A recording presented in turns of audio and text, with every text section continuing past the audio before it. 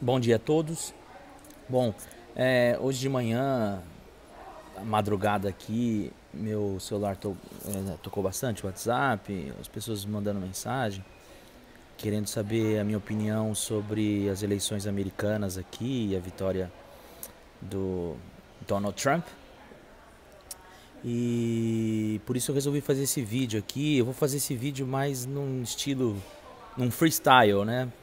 Tentando passar um pouquinho, sem edição, mais algumas considerações gerais assim sobre a eleição, um pouco do que eu vivi aqui. Para quem não me conhece, meu nome é Marcos Pinheiro, eu sou professor de História da América na Unesp de Franca e eu tô como pesquisador na George Washington University com a bolsa da FAPESP. Nesse exato momento eu estou falando aqui da Universidade Católica da América, que é onde a minha esposa faz o pós-doc dela. E é mais próximo da minha casa, né? Então é melhor vir aqui estudar do que até George Washington University, que é um lugar mais afastado da cidade, apesar de ser mais central. Isso é uma coisa interessante, que aqui eu estou morando num bairro, numa cidade que fica nas bordas da capital, né, de DC, e numa cidade que chama Hyattsville, que já fica em Maryland, e é um bairro predominantemente de afro-americanos, latinos e trabalhadores, né? Meus filhos estão estudando numa escola próxima dali. E hoje nas ruas, quando eu fui levá-lo, o sentimento que eu pude constatar era de desolação, né? As pessoas na rua falando muito pouco, acordou chuvoso também. Então as pessoas no metrô, você escutava elas falando no celular, reclamando, né?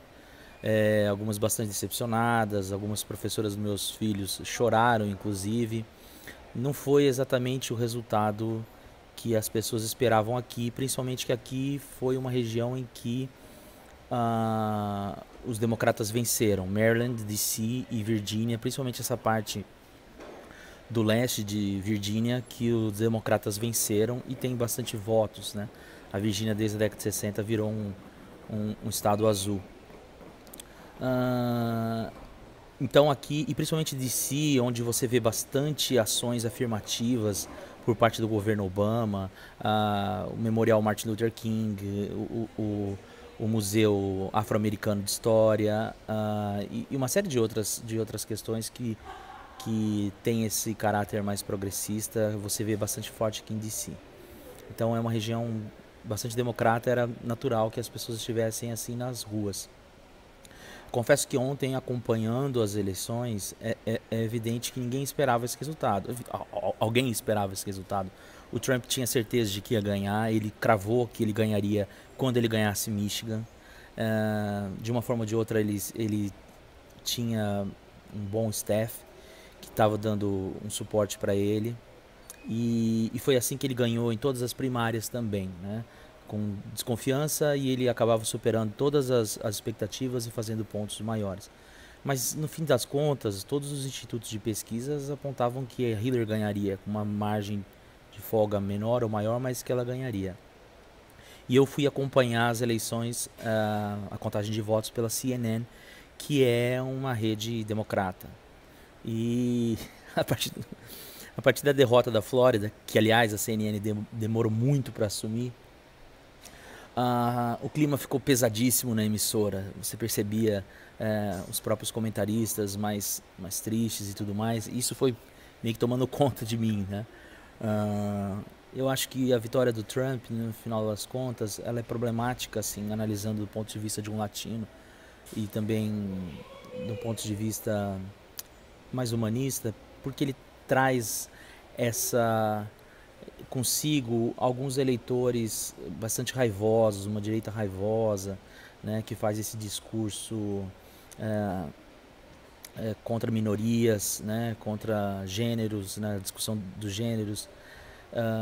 E isso é extremamente negativo. Mas o que eu acho, e o que tenho percebido aqui um pouco, é que no final das contas, quem elegeu o Trump não foi esse eleitor necessariamente, mas aquele eleitor republicano que tinha vergonha de dizer que era Trump, mas que era republicano e que de certa maneira se opunha a Hillary e aos anos Obama, né? Esse eleitor não assumia que era Trump porque pegaria mal no seu círculo de amizade, porque dizer que era Trump seria a mesma coisa que dizer que era racista, xenófobo, misógino, é, é, contra gays e tudo mais. E pode ser que ele não seja, pode ser que ele seja um eleitor comum republicano. A gente não pode tirar esse peso daqui, que é um país dividido entre dois partidos. Por mais que os libertários tenham ganhado um espaço, e a eleição do Gary Johnson no Novo México, que era o estado dele, mostra isso, 10%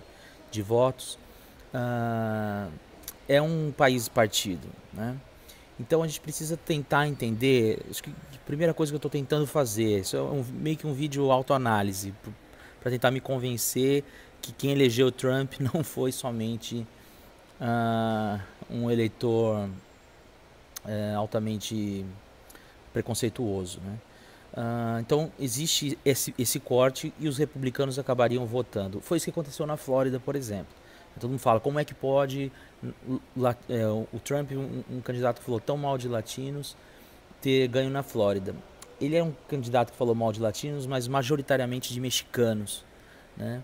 E na Flórida existe uma predominância cubana também, principalmente cubana, que é republicana. O Reagan falava na década de 80, os latinos são republicanos, mas não sabem. Faz certo sentido isso, porque afinal de contas o trabalhador que vem aqui, ele quer trabalho, ele não quer necessariamente o Estado, ele quer ganhar a plata dele e, e, e, e tocar a vida dele, menos o Estado melhor, porque para ele o Estado representa uma possibilidade de perseguição. Mas nesse cenário não, né? Nesse cenário atual, que a gente vê o Trump fazendo um discurso raivoso, a tendência era que os latinos votassem na Hillary. Então a primeira coisa que a gente tem que pensar é que tem essa bipolaridade, republicanos, democratas, e que existiam vários republicanos que estão insatisfeitos com os anos Obama e mais, aí bem mais, estão insatisfeitos com a Hillary, né? Vou voltar nisso daqui a pouquinho.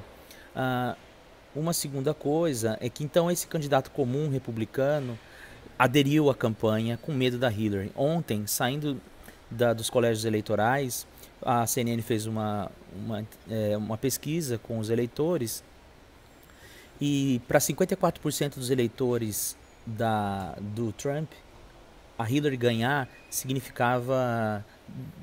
despertava neles um sentimento de desespero, né? De preocupação e desespero.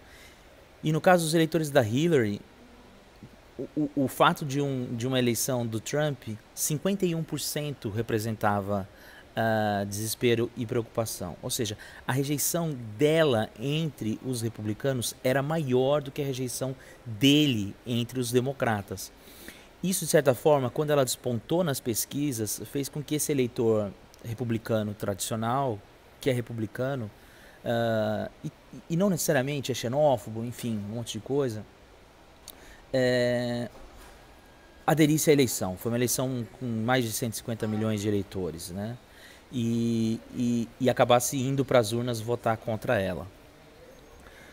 Então o segundo ponto ela não era uma ótima candidata.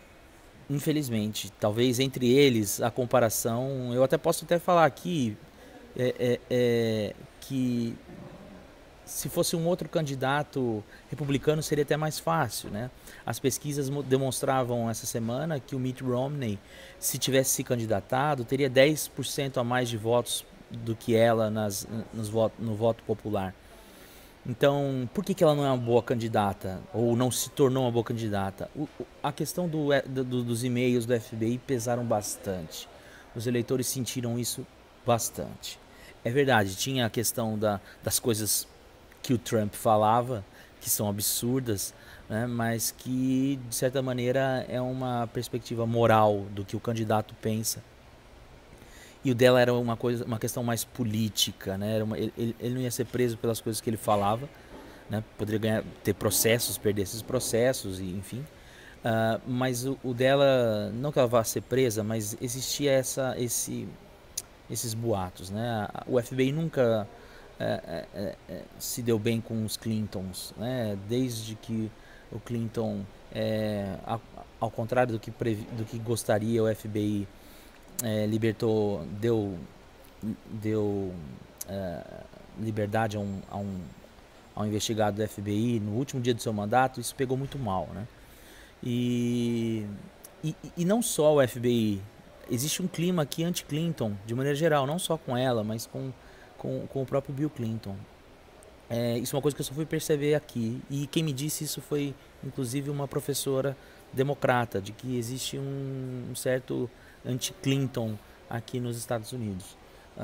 Então essas são as primeiras coisas, né? Quando eu fui ver na CNN ontem, eu fiquei bastante chateado, até mudei para Fox News, porque lá eles estavam contentes, para ver se esse otimismo me passava um pouco.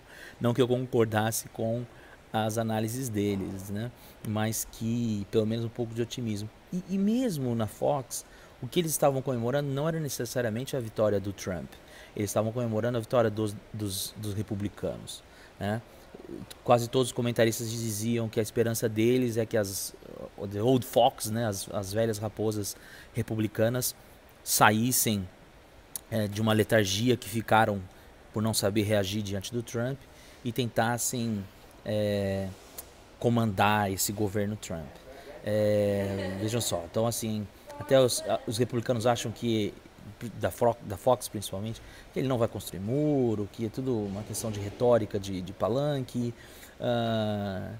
E aí tem dois problemas nisso, né? Primeiro, você elegeu um camarada que não vai fazer o que ele falou que ia fazer.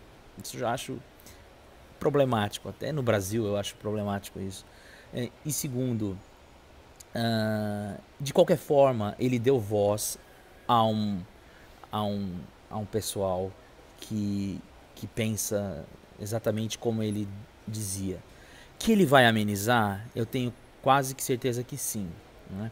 Quando ele ganhou as primárias, ele já amenizou o discurso, principalmente o xenófobo, né? Você vê a questão do muro, sumiu das eleições, estava mais nas prévias. A questão de deportar homossexuais também sumiu da pauta. A questão pior estava mais na questão, na perspectiva do machismo, que foi aflorando bastante forte. Agora, eu conversei com um professor segunda-feira, ele dizia que essa eleição se parecia mais com a eleição do Andrew Jackson, em 1828, se não me engano, contra o John Quincy Adams, né? Porque o Jackson era um candidato sem muita experiência política, ele era um herói de guerra, mas sem muita experiência política, popular, populista, né? Bem, entre milhões de aspas, e o Quincy Adams era sabe quem, tentando a sua reeleição, e tinha rabo preso, tinha acusação de ser corrupto e uma série de outras questões que, apesar dele ser mais preparado, ter mais experiência, né? No fim das contas, o mandato do Andrew Jackson não foi assim tão ruim, né? E representou um pouco uma quebra naquela aristocracia virginiana que teve nos primeiros anos da República Norte-Americana. Enfim, eu vou terminar aqui essa minha conversa com vocês, tentando olhar com um pouco mais de esperança. Depois, se vocês quiserem, eu posso fazer outros vídeos com mais dados e com números mesmo. Aqui foi um pouco mais do sentimento, né? Entre os professores que eu conheço, todos estão surpresos e tristes, né? Pela primeira vez, os republicanos não tiveram o voto da maioria branca com diploma, né? Esse voto migrou para os democratas, pelo menos nessa eleição. O clima aqui está meio triste, mas eu estou tentando ver aí com um pouco mais fazer uma análise mais fria, e talvez depois eu faça um vídeo mais curto, com outros vídeos mais curtos, com pequenas análises mais focadas em alguns aspectos dessa eleição. Acho que não foi, diferente do que possa parecer, uma eleição em que o Borá se candidatou a presidente e levou as eleições, né? Acho que não foi isso, né? Tem mais coisas. O Obamacare não vinha bem, os e-mails da Hillary prejudicaram bastante, ah, e, e no fim das contas o sistema bipartidário acabou pesando bastante também. Então, se vocês quiserem, depois eu faço outros vídeos e volto a comentar mais sobre as eleições com temas mais focados. Beleza? Um latino falando dos Estados Unidos, comentando essa eleição histórica do Trump.